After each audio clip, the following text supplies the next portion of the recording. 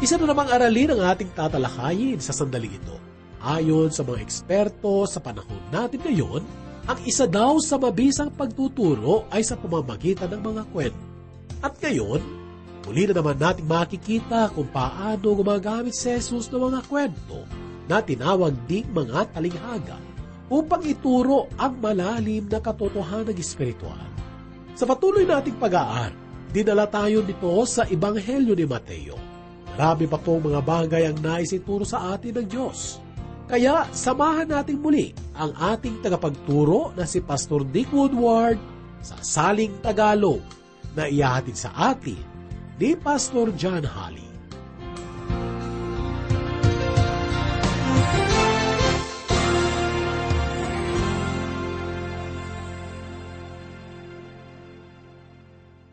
Maligayang pakikinig mga minamahal naming mag-aral dito po sa ating programang Mini Bible College.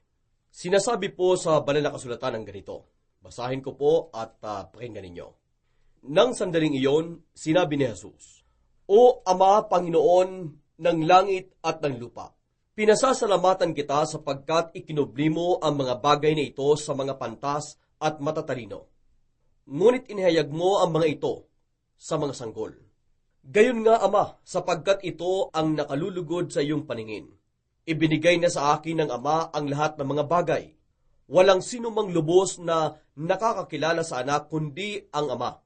Gayon din, walang sino mang lubos na nakakakilala sa Ama kundi ang anak. At sino mang ibig pagpahayagan ng anak. Kayong lahat na napapagal at nabibigatang lubha, pumarito kayo sa akin at bibigyan ko kayo ng kapahingahan. Pasanin ninyo ang aking pamatok at mag-aral kayo sa akin sapagkat ako ay maamo at mababang loob.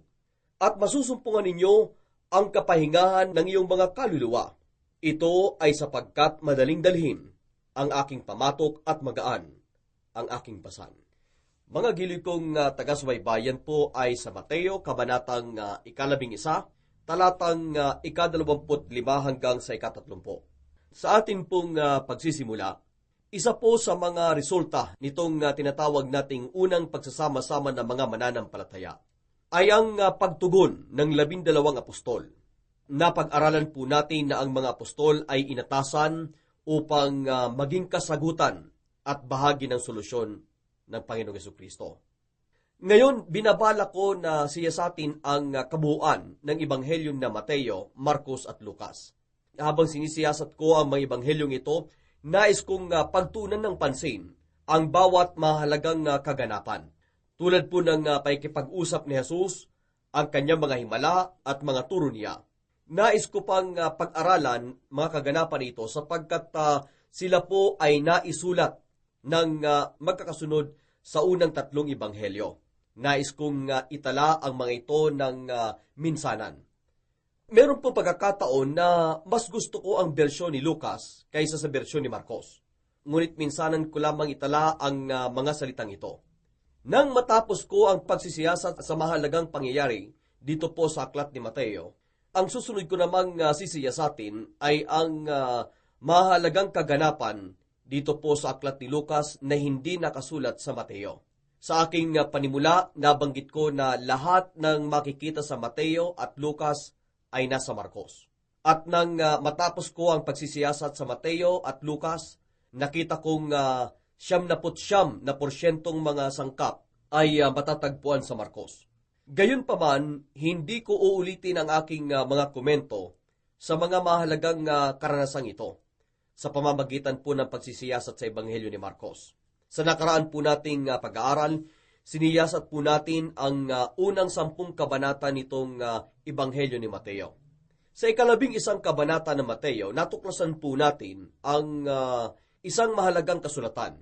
Sa ibang pagkakaintindi, ang pangyayaring ito ay naglalarawan ng pagsalungat. Ang panimula po ng kasulatan ay nagpapakita ng paglapit ng mga tao kay Jesucristo na unang itinalaga ng Diyos. Ang Diyos ang tanging gumagawa para sa ating kaligtasan. Sinimula ni Jesus ang kasulatang ito sa pagtuon sa kanyang 12 apostol na taglay ang magkakaibang pagkatao, mga karaniwang grupo ng kalalakihan. Ipinalangin ni Jesus na, Ama, Ikubli mo ang mga bagay na ito sa mga pantas at matatalino, ngunit ihayag mo ang mga ito sa mga sanggol. Gayon nga, Ama, sapagkat ito ang nakalulugod sa iyong paningin. Ibinigay na sa akin ng Ama ang lahat ng mga bagay. Walang sino mang lubos na nakakakilala sa anak kundi ang Ama. Gayon din, walang sino mang lubos na nakakakilala sa Ama kundi ang anak. At sino mang ibig pagpahayagan ng anak.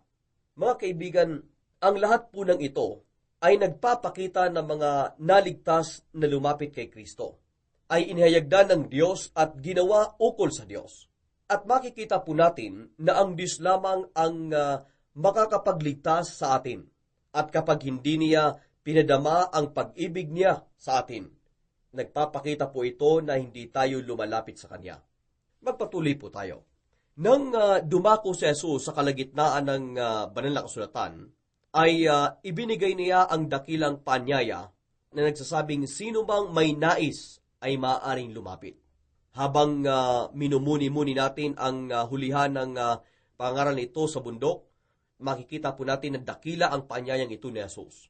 Ito po ay katastasang pagbibigay imbitasyon, katulad po ng mga ibanghilista na gaya po ng ibinigay ni Billy Graham. Ito po ay sa pamamagitan lamang ng banal na kasulatan.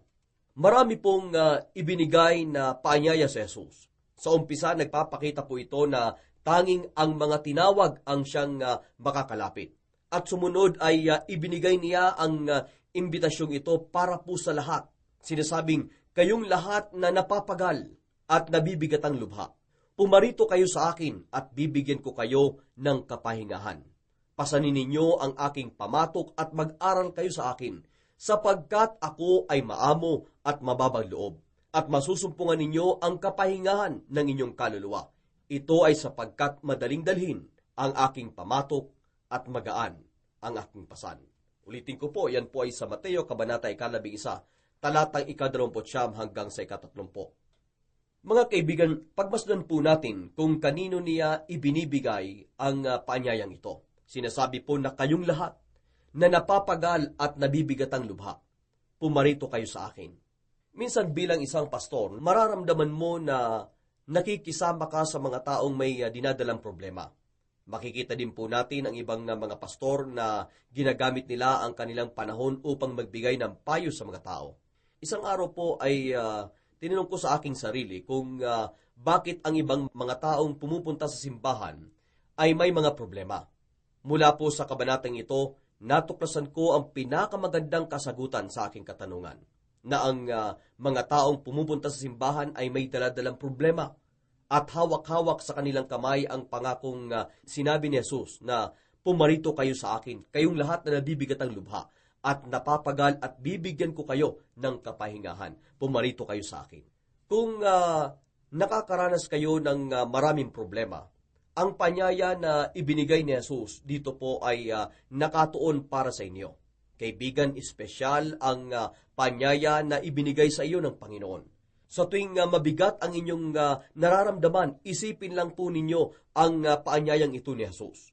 Sinasabi niyang, pumarito kayo sa akin, kayong lahat na napapagal at nabibigatang lubha, at bibigyan ko kayo ng kapahingahan.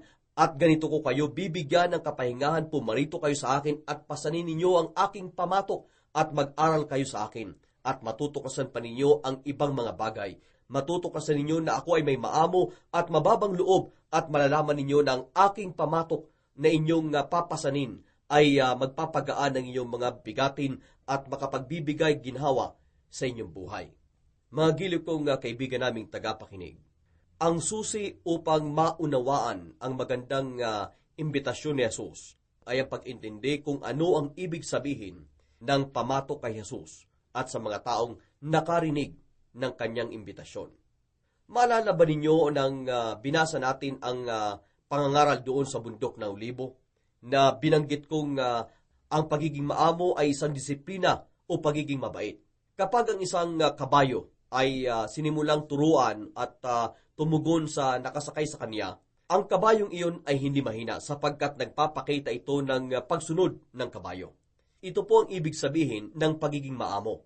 Nang nakita ni Pablo si Jesucristo sa daan patungong Damasco, sinabi ni Jesus sa kanya, bakit mo hinihila palayo ang turo ko, Pablo?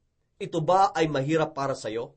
Kaibigan, si Saul ng Tarsos na di nagtagal ay tinawag na Pablo, ay sinabi po niyang ganito, Panginoon, ano ang nais mong gawin ko?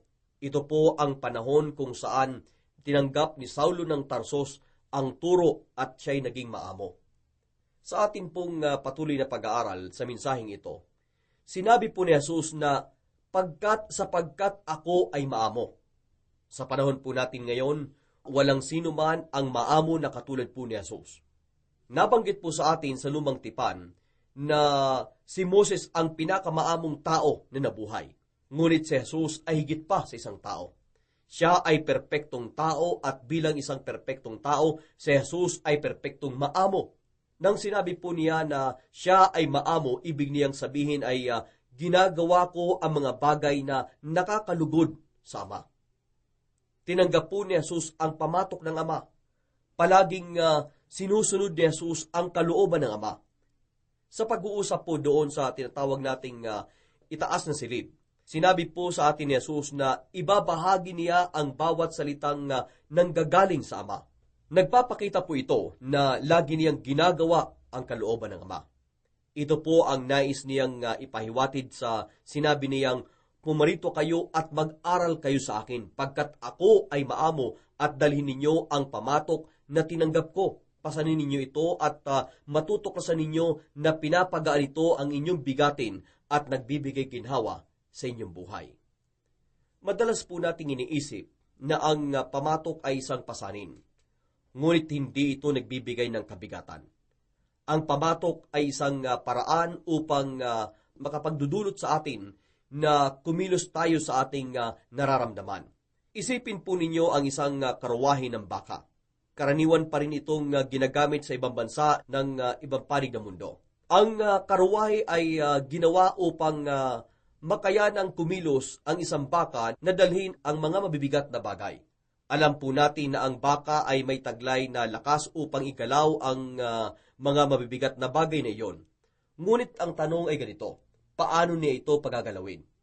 Gagamitin ba niya ang kanyang katawan upang itulak ito? O gagamitin ang ulo sa pagtulak o anuman? Kahit gaano pa kalakas ng bakang ito, hindi pa rin niya kayang igalaw ang mga bagay kung wala ang tulong ng isang pamatok. Kapag inilagay mo na ang pamatok sa baka, maaari nang makakilos ang baka na daladala ang mga bagay na ito kahit gaano pa ito kabigat. Ganito po ang sinasabi ng ating Panginoon. Pumarito kayong lahat sa akin, kayong lahat na napapagal at nabibigatang lubha at ipapakita ko sa inyo ang aking pamatok upang maaari na ninyong pasanin ang inyong mga problema. Mga kaibigan naming tagapakinig, ang buhay ay puno ng mga problema. Sa mensahe pong ito, pinakita ni Jesus ang kaligtasan bilang solusyon sa lahat po ng problema ng tao. Pinapakita po niya sa atin kung paano mapagaan ang pasanin ng buhay. Ang tanging susi ay ang kanyang pamatok. Ano nga ba ang kanyang pamatok? Ang kanyang pamatok ay ang disiplina at mga kaugalian ng Panginoong Hesus. Ang lahat ng ito ay pamatok niya. Kapag naunawaan na natin ang kanyang pamatok at dinala natin sa ating buhay ang kanyang pamatok, sa pamamagitan po nito ay matututunan nating gumalaw o kumilos sa bawat problema ng ating buhay pagkat kasama natin ang Panginoong Hesus. At tutulungan niya tayong pasanin ang bawat dinadanas po natin. Ang magandang mensaheng ito ay nagsasabi po sa atin na una po sa lahat upang lumapit kay Jesus para sa kaligtasan at napaginhawa mula sa mabibigat na problema. At ang mensaheng ito ay isang imbitasyon upang tanggapin ang disiplina ng buhay na nagpapakita po sa atin ng tamang pamumuhay. Sinasabi din po sa atin ng mensaheng ito na dapat nating pasanin ang kanyang pamatok na nagpapakita ng tungkulin natin sa kaharian po ng Diyos. Kung babasahin po natin ang 13 kabanata dito po sa Ebanghelyo ayon kay Mateo, matutuklasan po natin ang mahalagang aspeto ng pagtuturo ni Jesucristo sa kanya pong ministeryo. Ang 13 kabanata nitong Mateo ay isang dakilang kabanata ng mga talinghaga na nauugnay sa iba pang aklat ng Ebanghelyo at nasulat din ito sa iba pang aklat. Ang talinghaga ay isang mahalagang paraan ng pagtuturo ni Jesus. Makikita po natin na si Jesus ay dalubhasa sa paggamit po ng mga talinghaga.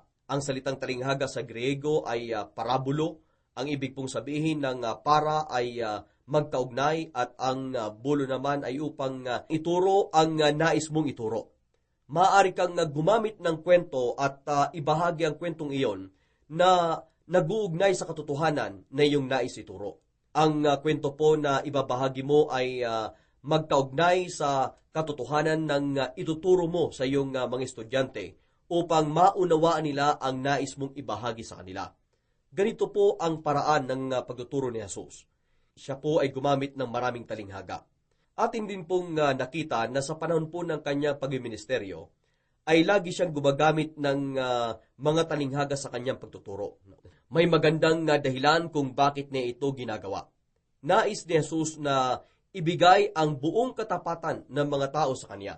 Sa imperyo po ng Romano, inatasan kang ibigay mo lamang ang buong mong katapatan kay Cesar.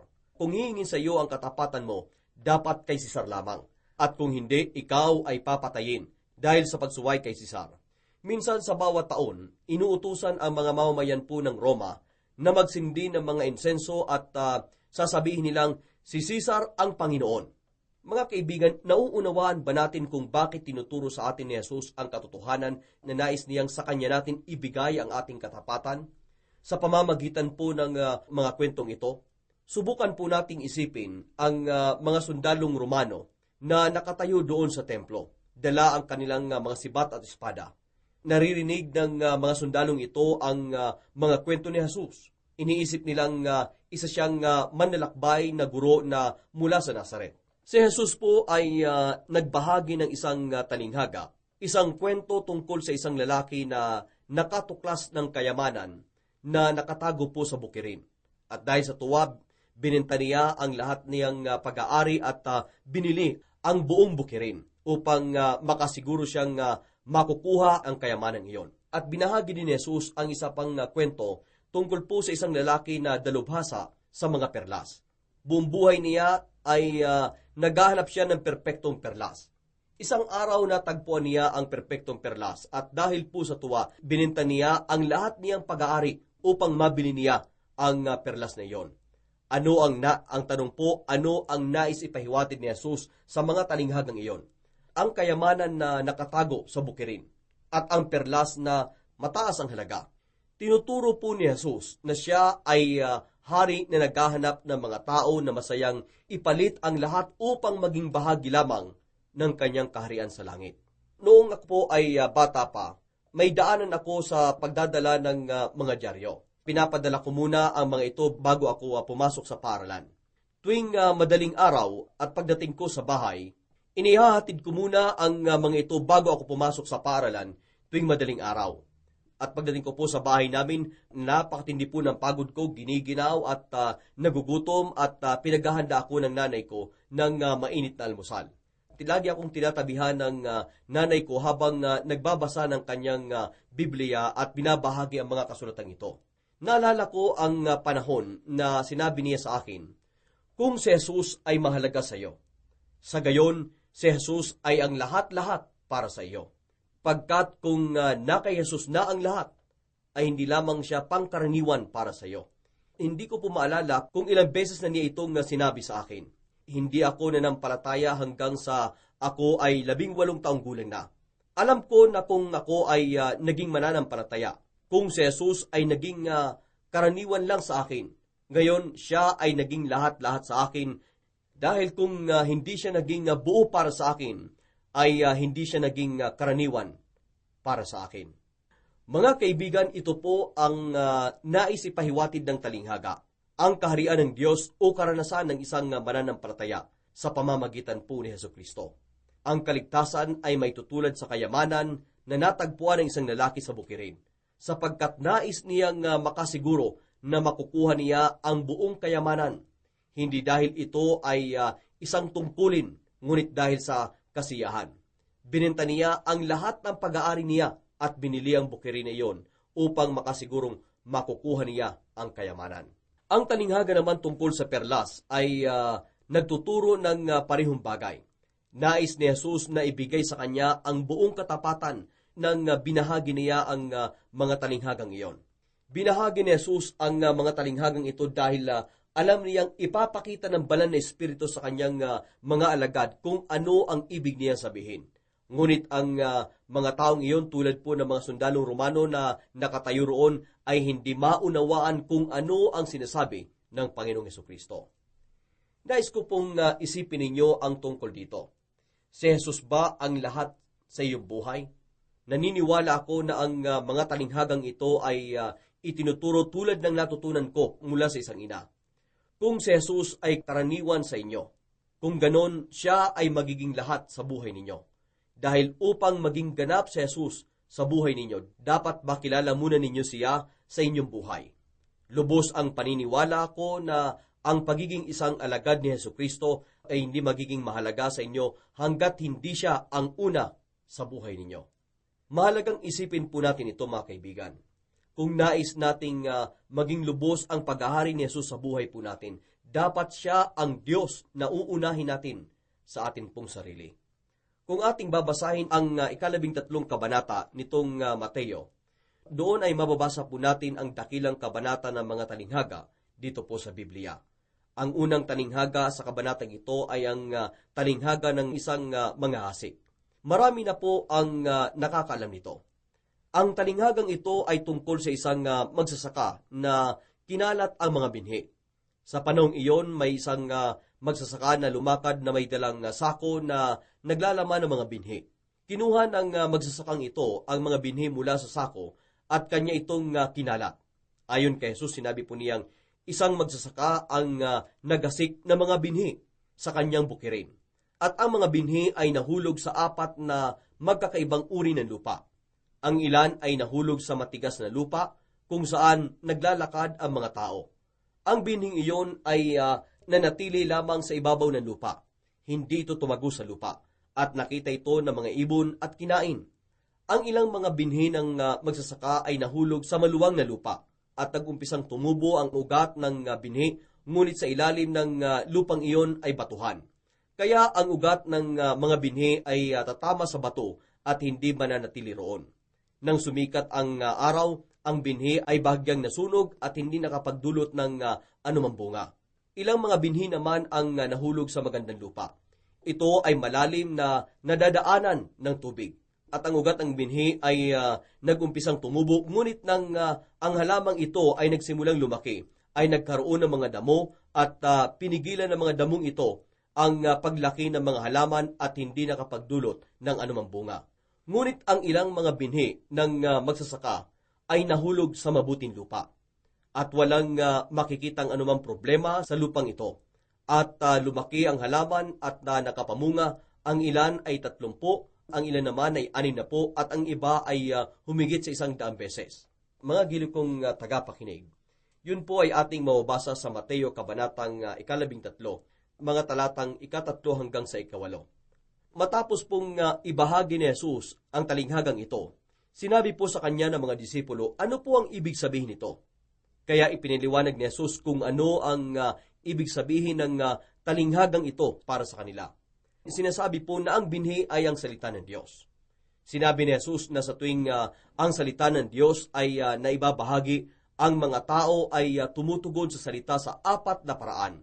Ang binhi na nahulog sa matigas na lupa at hindi tumubo ay naglalarawan sa mga taong nakarinig ng salita ng Diyos, ngunit hindi naman naunawaan ang salita at ang kanilang pangunawa ay hindi po lumago. At walang bunga ang tumubo mula sa binhing ito. Ang binhi naman na tumubo sa lupa, ngunit sa ilalim nito ay batuhan, ay naglalarawan po sa mga taong nakakaunawa ngunit hindi sumunod sa salita ng Diyos. Mayroon po tayong pagpipilian pagkat tayo po ay nilalang na may sariling kagustuhan. Inilarawan po ni Jesus ang mga taong hindi sumusunod bilang mga taong may matigas na puso. Madalas pinapatigas po ng mga tao ang kanilang pakiramdam at hindi kayang pumasok sa kanilang puso ang salita ng Diyos. Pinaliwanag din po sa atin ni Jesus ang tungkol po sa binhi na tumubo sa magandang lupa. Ngunit ang paligid po nito ay nagkaroon ng maraming tinik o mga damo nang mag-umpisa na itong tumubo. Ipinaunawa po ni Jesus na ito ay ang mga taong nakarinig sa salita ng Diyos at sumunod. Naintindihan nila ang salita ng Diyos at nais talaga nilang sumunod. Gayunpaman, natuklasan nila na hindi ito gusto ng dyablo. Nalaman nilang hindi na sila kasama ng dyablo. Kapag sinasabi nilang nais kong sumunod sa salita ng Diyos, ngunit nasa kanila naman ang lahat ng oposisyon, ang alalahanin sa mundo, ang panliling lang ng kayamanan, mga kasiyahan sa mundo, lahat ng ito ay tinalo sila at hindi sila nakapagbigay ng bunga. At sa panghuli, pinaliwanag ni Jesus ay kaapat na pangkat, kung saan ang binhi ay nakapamunga na naglalarawan po sa mga taong nakapakinig ng salita ng Diyos at tinanggap ito. Walang anumang hadlang sa kanilang buhay, katalinuhan man o kanilang kagustuhan na makakadaig sa kanila. Walang anumang bagay na kanilang naranasan tulad po ng mga damo ang makakatalo sa kanila. Sinunod nila ng ganap ang salita ng Diyos at nakapamunga. Ang ilan ay 6 na po at ang iba ay daang-daang ulit. Makikita po natin na ito ang nais ipaunawa ni Jesus tungkol po sa talinghaga ng isang manghahasik. Mga kaibigan naming tagapakinig, ano ang maaari po nating makukuha pang personal, devosyonal na pagpapairal ng talinghaga nitong manghahasik?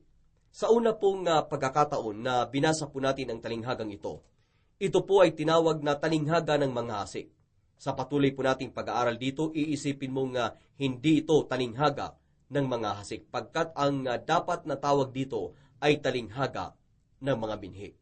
Dahil ang talinghaga ay tungkol po sa salita ng Diyos. Sinasabi po ng talinghagang ito kung paano tutugon ang mga tao sa salita ng Diyos na ipinapangaral sa kanila. Kung nananatili ka sa ganito pong kaisipan, may isip mo ang mas maganda pa nitong pamagat na maaaring tawaging ang talinghaga ng lupa. Dahil ang sinasabi po ng talinghaga ay tungkol po sa 4 na uri ng lupa.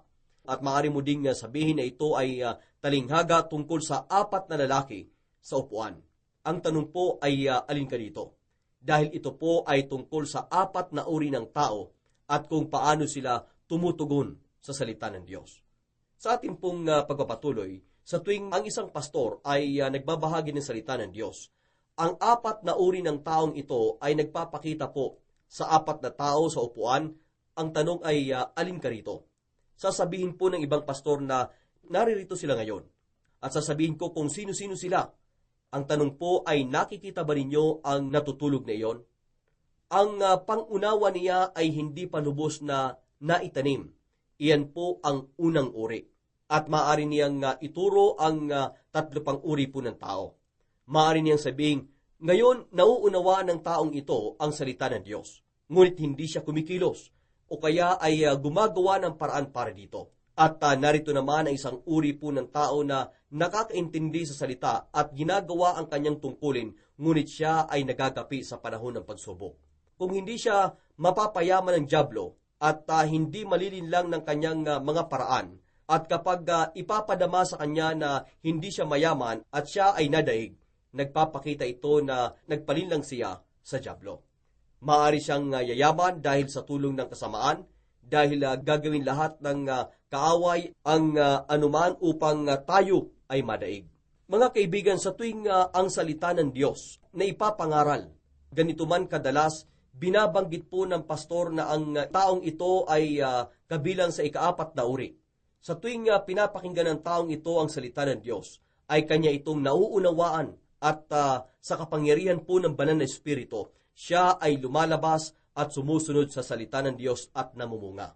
Ngunit hindi po natin madalas na masabi na ang isang tao ay kabilang sa 4 na uri.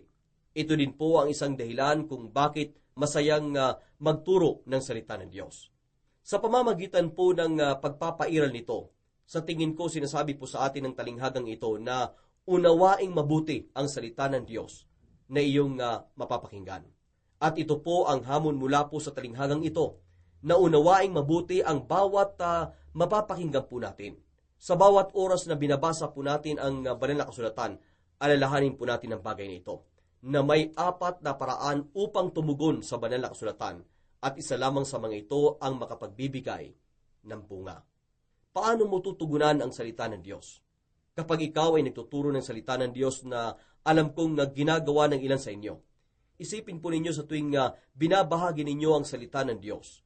Ang pagtuturo nawa natin ay simple upang maunawaan ng ating mga tagapakinig, o kung hindi ay hindi po tayo makakapamunga. Kung ang mga estudyante mo ay hindi nauunawaan ang salita ng Diyos, hindi sila makakapamunga.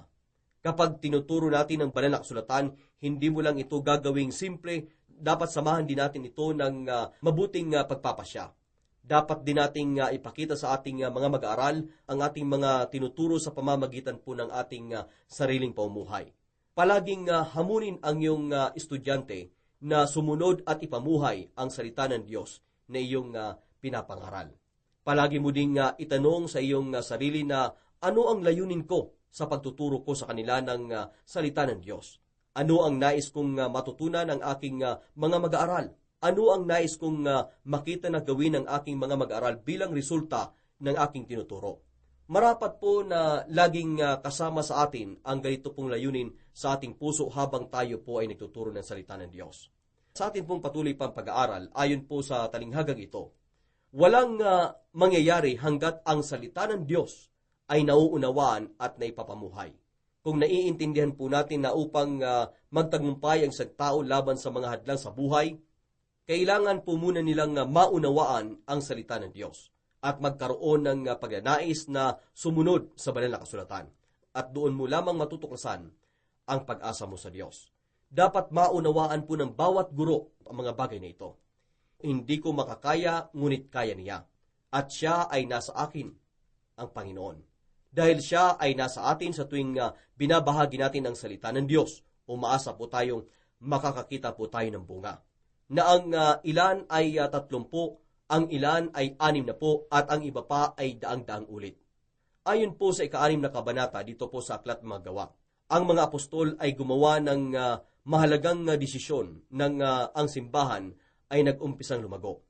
Makikita po natin ang mga apostol ang mga nangunguna. Sila din po ang nangangasiwa sa pagpapakain ng libu-libong mga tao. Tinawag ng mga apostol ang buong kongregasyon at sinabi nilang mag-aatas kayo ng ilang tao upang pangasiwaan ang ilang grupo, upang kami ay patuloy na manalangin at patuloy sa pagbabahagi ng salita ng Diyos. Makikita po natin dito na ito ang susi kapag naunawaan po natin ang talinghaga ng mga hasi. Ang mga bunga ay sa pamamagitan po ng panalangin at ang pagbabahagi ng salita ng Diyos. Hindi po natin pwedeng pilitin ang isipan ng tao. Tanging ang banal na Espiritu lamang ang makagagawa po nito. Ayon mismo sa salita ng Diyos, tinuturo ng banal na Espiritu ang salita ng Diyos sa tao. Hindi po natin kayang ibigay sa tao ang kagustuhan nilang pagsunod sa tuwing napapakinggan po nila ang salita ng Diyos. Ayon po sa banal na kasulatan, tanging ang Diyos ang kumikilos sa inyo at ipamuhay ito para sa ikalulugod ng Panginoon Diyos. Iyon po ay sinasabi sa Aklat po ng Pilipos, Kabanata 2, talatang 13. Ang Diyos lamang ang nagpapabago sa isang tao. Hindi po natin ito trabaho at hindi po natin ito makakaya. Kahit pa ikaw ay napakabuting guro, hindi mo pa rin ito kayang gawin. Kung naunawaan mo kung ano ang usapin dito, malalaman mo kung bakit sa pamamagitan ng panalangin at salita ng Diyos. At ito po ang nais ipaunawa ng talinghaga ng mga hasi. Sa ating pa pong pagpapatuloy, tingnan naman po natin ang sumunod na talinghaga na kasing tulad ng talinghaga ng mga hasi. Sa talinghagang ito, sinabi po ni Jesus ang tungkol po sa isang tao na hinulog ang mabuting binhi sa kanyang bukirin at habang tumatagal, isang araw paggising niya ay natuklasan niya na maraming damo ang tumubo sa lugar ng pinagtaniman niya. At lumabas ang isang katanungan, Ginoo, hindi ba mabubuting binhi ang iyong inihasik sa iyong bukirin? Kung gayon, saan ang galing ang masasamang damong ito?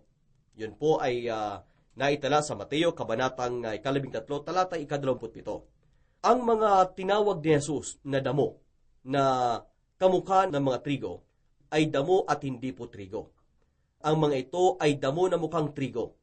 Ngayon, ang talinghagang ito ay nakaukol po sa ilang mga usapin.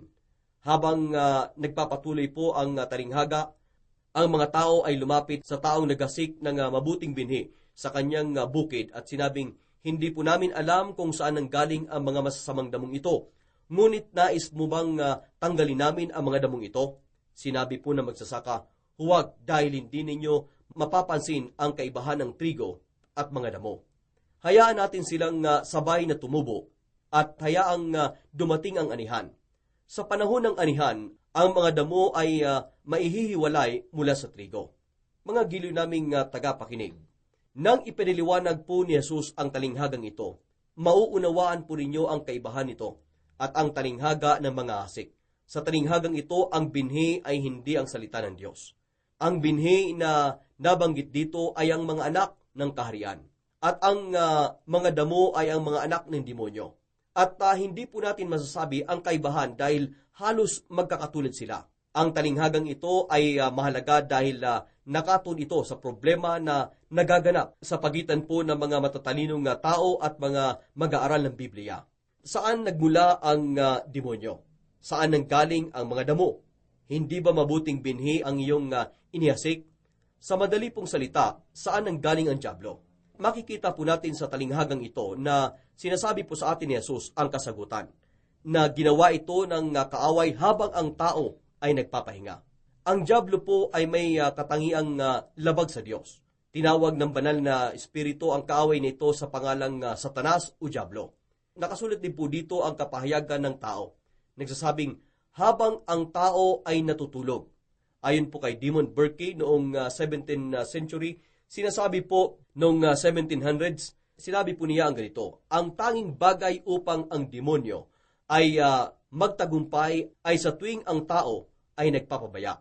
Sa talinghagang ito, narinig po natin ang matandang katanungan, saan nanggaling ang mga damo? At sumunod naman ang kasagutan, ginawa ito ng kaaway habang ang tao ay natutulog. Mga kaibigan naming tagapakinig, ano po ang makukuha nating personal, devosyonal na pagpapairal ng talinghagang ito? Sinasabi po ng talinghagang ito sa atin na sa loob ng simbahan ay makakakita po tayo ng parehong trigo at mga damo na parehong tumutubo. Sinabi din po ng talinghagang ito na hindi natin masasabi ang kaibahan ng mga ito nang nagtapos si Jesus sa pangangaral sa bundok. Binanggit po niya ang huwad at tunay, ang marami at konti, at ang mga mahilig magsalita at gumagawa. Inilalarawan po ni Jesus ang simbahan nang binigay niya sa atin ang tatlong halimbawa ng uri ng taong makikita po natin sa loob ng simbahan. Maraming taon na rin bilang isang pastor na nagsasabi sa akin na kailangan natin ang ganitong uri ng tao sa loob ng ating simbahan. Bilang pastor, hindi po natin masasabi kung sino ang tunay at hindi. Naniniwala ako na kahit sino pang pastor ay hindi ito masasabi. Paano nga ba ito malalaman at bakit natin kailangang malaman? Mula po sa talinghagang ito, ibinigay sa atin ang direksyon. Hayaan natin silang lumaking pareho at subukang hindi tanggalin ang mga damo. Sinabi naman ni Jesus, darating ang araw na lilinisin ko ang halamanan. Ang paglilinis sa halamanan ay naglalarawan po ng paghuhukom. Ang mga taga-ani ay mga anghel, at nang ihiwalay ng mga anghel ang mga damo mula sa mga trigo, ay itatapon nila ang mga damo sa apoy. At pinapakita po nito ang larawan ng paghuhukom. Makikita po natin dito na may mabuting katuruan tayong makukuha kung saan nakatuon tayo sa trigo. Pinapakita po na sa araw ng paghuhukom, ang mga damo ay tatanggalin mula po sa simbahan na walang iba kundi katawan ni Kristo. Malaki po ang pag-asa natin mula po sa dakilang pamamagitan. Ikaw ba ay umaasa sa iyong kaalaman sa kasaysayan? Habang binabalikan mo ang kasaysayan at nalaman mong may natutunan ang tao mula sa kanilang nakaraan, ito po ang taong mula sa nakaraan na noon ay walang natutunan. Kapag nakakakita po tayo ng taong paulit-ulit niyang ginagawa ang kanyang kamalian at makikita natin ang malaking problema na inaayos natin ngayon, ang tanging pag-asa na lamang natin ay ang dakilang pamamagitan. Kapag isang lalaki o babae ay lasinggero, hindi mo na hihintayin na maranasan nila ang masamang pangyayari bago mo ibigay ang tulong na kailangan nila. Maaari mong ibigay sa kanila ang kanilang pagpipilian na hindi nila kayang tanggihan. Kausapin mo sila at sabihin na lumahok sa isang gamutan. Ang pamamagitan ng kailangan po nila dahil winawasak na nila ang kanilang sarili, kung kaya ito ang nararamdaman ng Diyos sa sanlibutan. Ang mundong ito ay nawawasak na ayon po sa salita ng Diyos, hanggat hindi pa dumating ang araw ng Diyos ang mamamagitan. Ang mundong ito ay mas lalong masisira ng lubusan. Wala namang ibang pag-asa pa maliban po sa dakilang pamamagitan ng ating Panginoon. Gayunpaman, sinabi po ng Diyos sa talinghaga ng trigo at mga damo na hayaan natin silang sabay na lumaki. At darating ang araw na tatanggalin ang damo sa halamanan. Sa madali pong salita, darating ang araw ng dakilang pamamagitan ng Diyos. Mga kaibigan naming tagapakinig, wala po tayong magagawa sa katotohanan na ang mga anak ng demonyo ay mamumuhay kasama ng mga anak ng Diyos. Maraming pagkakataon na hindi po natin masasabi ang kaibahan po nila. Ngunit nalalaman ito ng Diyos. Nalalaman ng Diyos ang kaibahan ng trigo at ng mga damo. At inihihiwalay ng Diyos ang trigo mula sa mga damo. Sa pamamagitan ng dakilang paglilinis ng Diyos, ay dadako po tayo sa dakilang pagpapasya. Dadalhin ng Diyos ang kasaysayan sa katuparan. Makikita po natin na ang talinghaga ng trigo at mga damo ay isang magandang talinghaga na dapat po nating matutunan. At may marami pang talinghaga ang maaari nating malaman sa 13 kabanata dito pa rin po sa Mateo. Nawa patuloy po ninyo kaming samahan sa pag-aaral po sa mga talinghagang ito na binahagi mismo ng ating Panginoong Jesucristo tungkol po sa katotohanan na nais niyang ituro po para sa atin. Mga mahal naming tagapakinig, itanong mo sa iyong sarili, isa ba akong trigo o isa akong damo na singkatulad ng trigo? Nagkukunwari lamang ba akong mananampalataya, ngunit hindi pinili na maging tagasunod ni Kristo? Mga kaibigan, siguraduhin mo ang iyong kalagayan sa harapan ng Panginoon.